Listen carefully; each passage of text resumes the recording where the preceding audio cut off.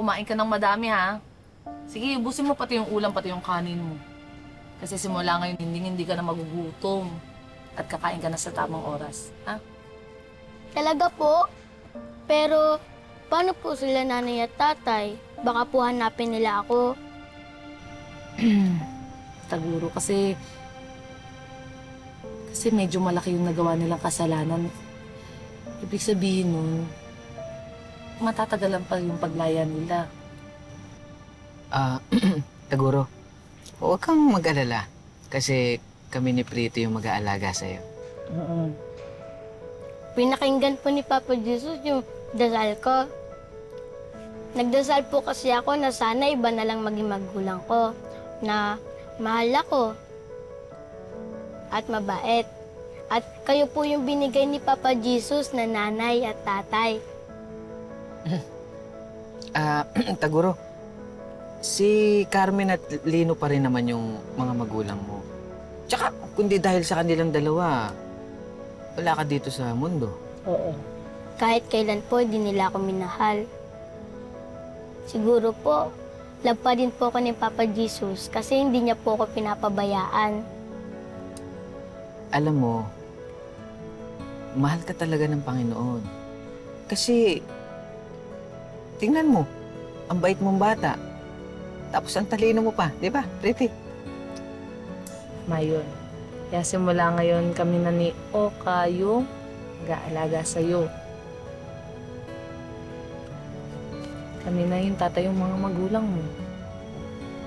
Ako yung nanay. Siya yung kapitbahay. Kapitbahay? Tatay. Ikaw yung tatay. Tatay. You mean to say na Mrs. na kita? Siyempre, sa dami natin pinagdaanan, dito rin naman tayo papunta. Nakita ko naman sa'yo talagang mahal mo ko. I'm your forever? Forever and ever? Ay, basta sa isang kondisyon. Pretty, kahit ano pa yan. What's the condition? Bossing ang tatawag mo sa akin. Dahil sa akin ka magre-report, sa akin ka uuwi gabi-gabi, hindi ka pwede magloko. Dapat ako lang sapat na boss mapagmahal 28, ganon. Oo naman. Ayos, bossing. Garantisado. Yung gusto ko sa'yo, okay? Yung sobrang laki ng tiwala ko sa'yo. Hindi ka magloloko. Kasi ang kapal ng mukha mo kung magloloko ka pa. Sa itsura mong yan, ha? Mukha pa naman, Pretty. May bata. Nag-joke lang nanay mo. Hindi, seryoso na. Kasi syempre yung mga pinagdaanan ko kay Hector, di ba? Ilang beses na ako niloko. Ilang beses na ako sinaktan. Alam ko na hindi mo gagawin yun sa akin, di ba? Oo naman, Pretty. Hindi mo mararanasan sa akin yun. Because you're my one, not my two, not my three. You're my one and only pretty baby. Yay! May nanay, titi at tatay ako na ako. Tama yan. Ang galing. Ha? Sinasubo mo na. Ate. Sinungaling ka! Plastic ang matanda ka! Simula nang dumating ka sa buhay namin, gulo ang dala mo, Alma. Umalis ka na nga sa buhay namin!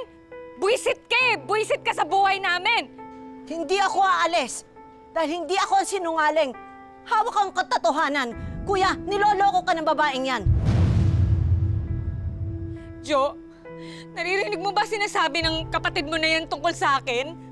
Wala ka lang bang gagawin? Jo, ikaw lang ang mahal ko. Wala akong ibang lalaki sa buhay ko.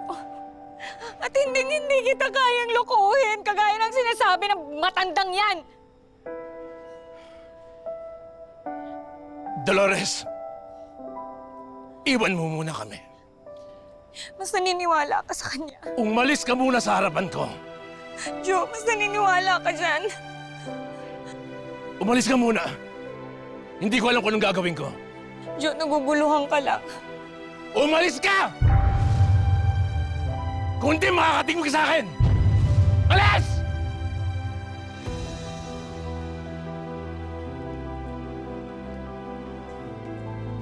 Kuya. Kuya. Huwag mo ko hawakan! Kuya, salamat. Salamat. Yung maniwala ka sa akin, sapat na yun. Kahit kailan pakialam mera ka! Hanggang ngayon, tinik ka sa buhay ko!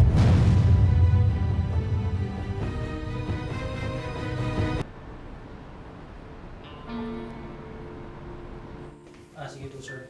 Ma'am, may tawag po. Dito na yan. Tito, kamusta po kayo? Okay lang ako. Mababaw lang naman yung sugat ko.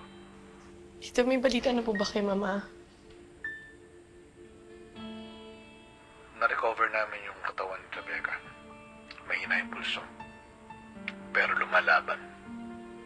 Magtiwala ka, Vanessa. Mabubuhay ang mama mo. Yun din po yung hiling ko, Tito. Kahit di ko po maalala si Mama dahil sa kalagayan ko, alam ko pong mahal niya ako. Mahal ko rin po siya.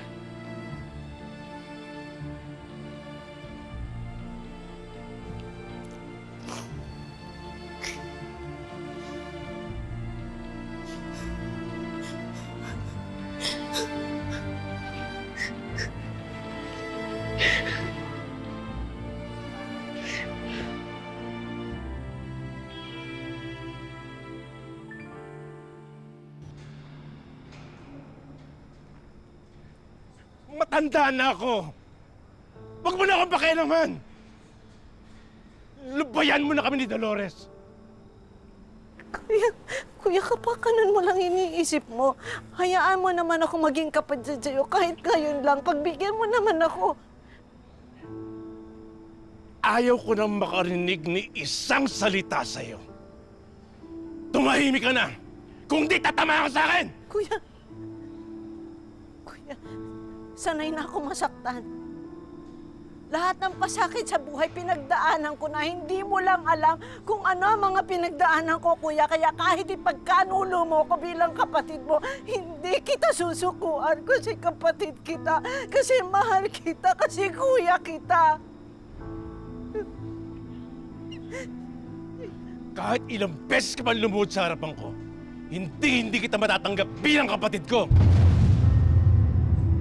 Hanggat nandito ka sa pamamahay ko, tandaan mo to, ako ang masusunod. Huwag mong pakialaman ang desisyon ko! Kuya, huwag kang magtiwala kay Dolores. Yun lang ang hiling ko. Alma, kung hindi mo kayang irespeto si Dolores, mas makakabuti pang umalis ka na sa buhay ko.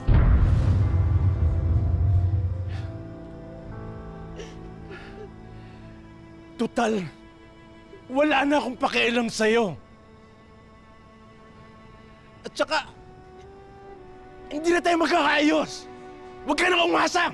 Kuya, nakikiusap ako kahit para man lang sa mga magulang natin. Parang awa mo na. Kuya. Tama na. Tama na! Kuya.